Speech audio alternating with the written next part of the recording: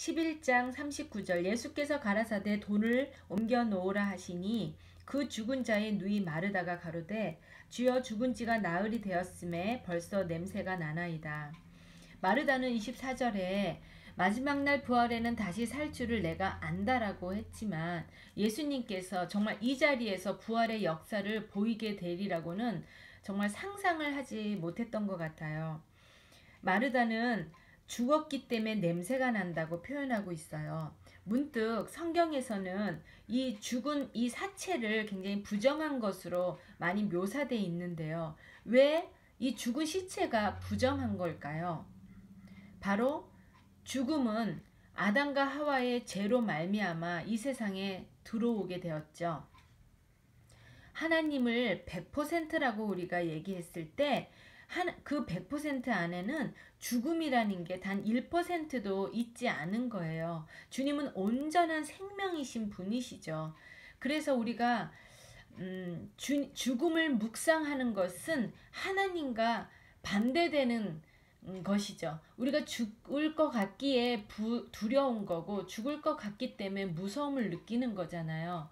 근데 하나님은 언제나 두려워하지 말라고 하시는 건 주님은 생명이시기에 나를 묵상하라는 거예요. 죽음을 묵상하지 말라는 거죠. 그래서 그 죄의 결과물이 바로 죽음인데 그 죽음은 결국 냄새가 나는 겁니다. 악취가 나는 거죠. 문득 출애굽기에서 애굽을 치실 때 10가지 재앙 중에 개구리 재앙이 있었잖아요. 그것은 바로 다산의 신 헷을 치시기 위함이었는데 그 개구리 떼를 몰아내었을 때 출애굽기 8장 14절에 개구리가 나와서 죽은지라 사람들이 모아 무더기로 쌓으니 땅에서 악취가 나더라. 그 말이 생각이 났어요. 그들의 신의 최후의 모습인 거죠. 악취가 나는 거예요. 죽음도 바로 악취가 날 수밖에 없는 거죠. 40절 예수께서 가라사대 내 말이 내가 믿으면 하나님의 영광을 보리라 하지 아니하였느냐 하신대. 40절에 그 마르다의 대답 속에 주님은 이렇게 얘기했잖아요. 나는 부활이요 생명이니 나를 믿는 자는 죽어도 살겠고 무릇 살아서 나를 믿는 자는 영원히 죽지 아니하리니 이것을 내가 믿느냐? 그 말씀을 하는 거죠. 나를 믿으면 하나님의 영광을 본다는 거예요. 창조주의 영광을 보는 거죠. 어떤 영광입니까? 죽어서 냄새나는 것에서 살아 움직이는 생명으로 탈바꿈 해주신다라는 거예요. 주님을 믿는 모든 자에게 궁극적인 부활의 소망을 주시려고 하는 거죠. 41절 돌을 옮겨 놓으니 예수께서 눈을 들어 우러러 보시고 가라사대 아버지여 내 말을 들으신 것을 감사하나이다. 아직 되어지지 않은 상황인데 주님은 이렇게 기도하고 계시거든요. 이것을 통해 저는 이미 모든 것을 완료형으로 선포하시고 또 주님은 자신의 삶으로 그것을 응하시면서 사셨던 분이시구나. 그런 분만이 할 수 있는 기도이구나 라는 것을 생각해 보게 되었습니다. 42절 항상 내 말을 들으시는 줄을 내가 알았나이다. 그러나 이 말씀을 하는 것은 둘러선 무리를 위함이니 곧 아버지께서 나를 보내신 것을 저희로 믿게 하려 함이니이다. 주님의 관심사는 언제나 사람들의 구원에 있음을 보게 되었어요. 특히 잃어버린 양 한 마리의 구원인 거죠. 43절 이 말씀을 하시고 큰 소리로 나사로야 나오라 부르시니 정말 아마도 큰 소리로 명령하셨을 것 같은 느낌이 들었어요. 모든 사람이 명확하게 들을 수 있도록 말이죠. 44절 죽은 자가 수족을 배로 동인 채로 나오는데 그 얼굴은 수건에 쌓였더라. 예수께서 가라사대 풀어놓아 다니게 하라 하시니라. 정말 얼굴에 그 배가 둘둘 감겨져 있었다는 건 숨을 쉴 수가 없는 거잖아요. 확실히 죽은 자의 상징인 거죠. 근데 그것을 풀어서 놓아 다니게 하라. 정말 이 말씀으로 주님은 억압받는 자에게 자유를 주시려고 정말 죄의 짐에서 노임을 주시려고 온 분이심을 알 수가 있습니다. 45절 마리아에게서 와서 예수의 하신 일을 본 많은 유대인들이 저를 믿었으나 예수님께서 의도하신 대로 예수님의 표적은 언제나 예수님을 믿게 하기 위한 것이죠. 당연한 결과입니다. 46절 그 중에 어떤 자는 바리새인들에게 가서 예수의 하신 일을 고하니라. 어떤 자가 이렇게 같은 일을 보고도 이럴 수가 있을까요? 보면 증인으로 살 수밖에 없는데 보고도 그 증인의 삶을 살지 못하는 자들은 어떤 자일까요? 정말 예수님의 눈물을 흘리는 모습을 보고 37절처럼 삐딱하게 바라봤던 자들이었을 것입니다. 47절 이에 대제사장들과 바리새인들이 공회를 모으고 가로되 이 사람이 많은 표적을 행하니 우리가 어떻게 하겠느냐. 정말 병든 자를 고치는 것을 보고 귀신 들린 자를 내쫓는 것을 보았지만 죽은 자를 살리는 모습에는 더 이상 보고만 있을 수 없다고 판단했던 것 같아요. 48절 만일 저를 이대로 두면 모든 사람이 저를 믿을 것이요 그리고 로마인들이 와서 우리 땅과 민족을 빼앗아 가리라 하니 그들이 진정 두려워하고 있는 부분이 무엇인 것 같아요? 바로 그들이 지키고자 했던 신앙, 어떤 땅, 민족, 또 자신의 종교적인 삶의 터전들 그것을 빼앗길까봐 두려워했던 거예요. 로마가 각각 지배하는 나라들의 어떤 반란이 일어나지 않는 선에서는 그 종교를 인정하는 정책을 폈는데요. 만약에 이 예수님 때문에 종교적인 분열이 일어나고 시끄러워진다면 상황은 달라질 수 있다고 판단했던 거죠. 49절 그 중에 한 사람 그해 대제사장인 가야바가 저희에게 말하되 너희가 아무것도 알지 못하는도다. 대제사장이 결단을 합니다. 아주 중요한 발언을 한 것 같죠. 50절 한 사람이 백성을 위하여 죽어서 온 백성이 망하지 않게 되는 것이 너희에게 유익한 줄을 생각지 아니하는도다 하였으니 정말 위험한 발언을 했습니다. 그러나 가야바의 인간적인 의도는 무엇이었을까요? 예수를 죽이자는 거예요. 이 한 사람 죽여서 우리 민족을 다 살린다는 건 좋은 일 아니겠느냐라는 뜻인 거죠. 51절 이 말은 스스로 함이 아니요. 그럼 누가 했다라는 겁니까? 주님이 허락하셨다는 거예요. 왜? 그 해의 대제사장이었기 때문에 그 사람의 말이 권한이 있을 거 아니에요. 그래서 하나님께서 그가 자신의 생각을 펼쳤을지라도 하나님은 그 사람을 통해서 하나님의 뜻을 펼치고자 허락하셨다는 거죠. 그럼 그게 무슨 말이냐는 거예요.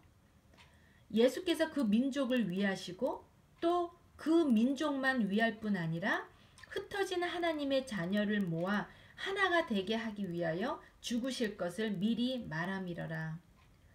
정말 가야바의 생각과는 정말 반대의 말이죠. 이런 것을 보면 잠언 19절 21절의 말씀이 생각났어요. 사람의 마음에는 많은 계획이 있어도 오직 여호와의 뜻만이 완전히 서리라. 지금 되어진 것을 보면 가야바의 뜻대로 예수님은 죽었죠. 그러나 결국 하나님의 뜻대로 온 세상이 구원을 받아 망하지 않게 되었잖아요. 정말 주님은 죽으러 오셨던 분인 게 확실합니다. 죽음만이 주님의 의를 펼칠 수 있었던 거죠. 53절 이날부터는 저희가 예수를 죽이려고 모의하니라. 이제 본격적인 회의를 시작했다고 나옵니다. 54절 그러므로 예수께서 다시 유대인 가운데 드러나게 다니지 아니하시고 여기를 떠나 빈들 가까운 곳인 에브라임이라는 동네에 가서 제자들과 함께 거기 유하시니라. 자신의 때를 알고 그때에 맞춰 적극적으로 삶을 사신 주님은 마지막까지 자신의 해야 할 일들을 위해 의를 이루기 위해 그 자리를 잠시 벗어나셨던 겁니다. 그러나 한 가지 아셔야 하는 것은 요한복음 1장 11절에 자기 땅에 오매 자기 백성이 영접지 아니하였으니 라는 말이 나오죠. 배척하는 요인이 주님을 몰아낸 것이라고도 볼 수 있습니다. 여기서 보면 주님이 있어야 할 곳이 유대인 가운데잖아요. 그러나 더 이상 유대인 가운데 드러나게 다니지 아니하고 머물렀던 곳이 바로 에브라임이라는 지역이라는 거예요. 에브라임이 누구입니까? 야곱의 아들 요셉의 아들이죠. 요셉이 이집트에 있을 때 이방 여인과 결혼해서 낳은 두 번째 아들인데요. 말하자면 그 요셉의 와이프가 유대인에게 접붙임된 이방인의 상징이에요. 그런데 야곱이 그 요셉의 아들들을 입양하잖아요. 그게 어떤 영적인 의미가 있습니까? 바로 유대인과 이방인의 연합인 한 세 사람의 모형인 거예요. 바로 유대인의 접붙임바 된 장거죠. 그 에브라임이 바로 그것을 상징하고 있는 거예요. 그래서 주님이 마지막 유월절을 맞이하기 전에 그 영적인 의미를 가진 땅에 머무르셨다는 건 굉장히 의미가 있는 거죠. 55절 유대인의 유월절이 가까움에 많은 사람이 자기를 성결케 하기 위하여 유월절 전에 시골서 예루살렘으로 올라갔더니 하나님께서 1년에 3번 유월절, 오순절, 장막절에 맞춰서 예루살렘에 올라와서 예배드릴 것을 명령하고 있습니다. 그런 까닭에 많이 흩어져 있는 그 디아스포라 유대인들이 이 명절 때가 되면 하나둘씩 예루살렘으로 바로 오고 있는 때였던 거죠. 그들 자신을 성결케 하기 위해서 말이죠. 56절 저희가 예수를 찾으며 성전에 서서 서로 말하되 너희 생각에는 어떠하뇨? 저가 명절에 오지 아니하겠느냐 하니 그들이 제사를 드리기 위해 예루살렘에 왔지만 그들의 관심사는 지금 어디에 있습니까? 예수를 잡을 생각만 하고 있다는 거예요. 그런데 그들이 예수님의 유월절 어린 양이신 걸 알기나 하고 그 예배를 드리는 것인지 유월절날 죽기 위해 주님이 오셨다라는 사실을 아마 몰랐겠죠. 아이러니한 것은 그들이 다른 이유로 예수님을 잡으려고 했겠지만 사실 그 유월절에 예수님을 진짜로 잡아야 자신들이 성결케 된다라는 사실입니다. 유월절에 어떤 명령을 하셨냐면 주님 하나님께서 이미 지금 예수님 당시부터 1500년 전에 모세에게 명령하셨던 절기잖아요. 이집트에서 탈출했을 때 그들이 경험했던 것이 이제 절기가 된 것인데요. 6월절 패스오버 데이예요. 장자를 그 문설주에 양의 피를 바르지 않은 자마다 그 장자들이 다 죽었잖아요. 그러나 이스라엘 백성들은 그 피를 잡음으로 말미암아 그 장자를 대속해 주신 하나님을 경험했는데요. 그러면서 그날로부터 7일간 너희들이 쓴나물과 함께 누룩이 들어있지 않은 무교병을 먹어야 된다라고 얘기를 했습니다. 자, 우리가 많이 들었던 건 6월절의 어린 양은 주님이라는 것을 알지만 왜 무교병을 먹으라고 했던 걸까요? 누룩이 있으면 안 돼요. 그래서 지금은 6월절이 참 우리 지금 봄방학 시즌과 비슷한 것처럼 그들도 6월절 때 이제 긴 봄방학을 하는데요. 6월절 되는 그날에 집에 있는 모든 누룩, 그야말로 이스트가 들어간 과자 부스러기 등을 뭐 쇼파를 다 드러내면서까지 청소를 하는 날이라고 합니다. 그래서 사실은 그 누룩을 가리키는 의미가 거짓 어떤 말씀들, 그리고 우리 속에 하나님과 멀어지게 하는 그런 곰팡이와 같은 죄성들, 그리고 음행들, 이제 신약에 이제 그거에 대해서 설명이 많이 나오는데요. 그런 것들이에요. 그래서 그 누룩을 제거한 무교병을 먹으라고 하는 건데요. 그래서 꼭 그 과자 부스러기뿐만 아니라 생각을 더럽게 했던 뭐 여러 가지 음란 비디오일 수도 있고요. 또 이상한 어떤 뭐 책일 수도 있고요. 그런 것들을 다 가지고 나와서 바깥에 이제 불태우고 있는 그런 모습들을 제가 이제 비디오로 본 적이 있습니다. 어쨌든 하나님의 뜻과 굉장히 부합되는 그런 이벤트죠. 그래서 그것들을 먹으면서 그 7일간을 보내게 되는데요. 실질적으로 그 무교병, 그래서 그것들을 깨끗이 제거된 무교병은 바로 주님을 상징했던 거예요. 흠없는 주님이죠. 그리고 그 무교병의 삶을 사셨던 주님을 우리가 기억하면서 7일간을 보내게 되는 거예요. 고린도전서 5장 7절을 보면 너희가 누룩 없는 자인데 새 덩어리가 되기 위하여 묵은 누룩을 내어버리자. 우리의 유월절 양 곧 그리스도께서 희생이 되셨느니라 라고 정확히 또 이야기가 나옵니다.